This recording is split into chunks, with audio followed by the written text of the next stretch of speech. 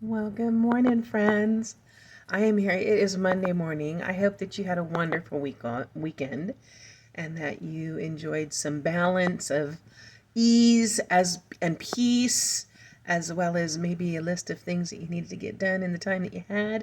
That you had some time with friends, family, laughter, giggles, and are ready to start the week fresh. Got your laundry done? Oh no, I'm tired. Talking to myself. I didn't even get it done this weekend.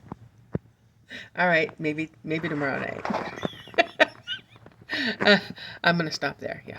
Anyway, um, just thought I would come in this morning because I was reminded of something. This week, even at work, our wellness team has decided to take time every day to be grateful and encourages the rest of this my corporate family to be joining them. So I'm on board, of course, and everything give thanks. Woo woo! That is my t-shirt for sure. Um, but while I was joining the team and thinking about gratitude and thinking about the time coming up where many of you will be spending time with friends and family, and then also the flip side of that, where many of you that I know are journeying as I am, and some of you in a way and on a road that's much more difficult, and I would say even suffering, and I'm that is so much harder to find a place to be grateful in. And so I'm also mindful of you this morning. And I'm thanking God for you. I'm thanking God for the grace that He's giving. I'm thanking for the prayers that He's answering. And I am mindful of you today. And I'm sending you love. Mm. And I was reminded of a scripture this morning because sometimes it's, right, again, I am always talking about the allies of the heart, people who stand by you when the rubber meets the road. And you know who you are. My hand's shaking. Sorry. Um, I lost my little stand that I used to do. Not lost it, like lost, but I lost it off the spot where it used to hang. It had like this sticky stuff that held onto it like super glue through thick and thin, but it finally fell off. Wah, wah. And I'm not quite sure how to get it back up there in a way it'll stay, so I might have to get a new one.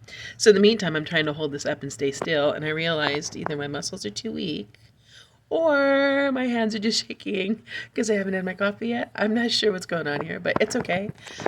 Bear with me if I'm a little wobbly.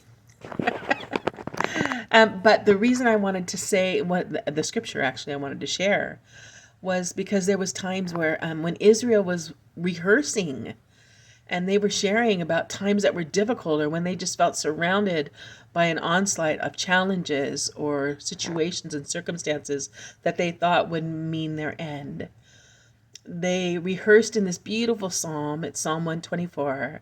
And it said, I always think, had it not been for this or that, had it not been for their kindness, had it not been for their love, had it not been for their servitude, had it not been for their generosity, had it not been for their truth telling, had it not been for them standing in the place that was difficult when no one else would and speaking when everyone else was silent, had it not been for the way that God moved through His people, had it not been, right? And that's the whole story of Psalms 124. Had it not been the Lord who was on my side, when the enemy rose up against me, he would have swallowed me alive. Had it not been the Lord.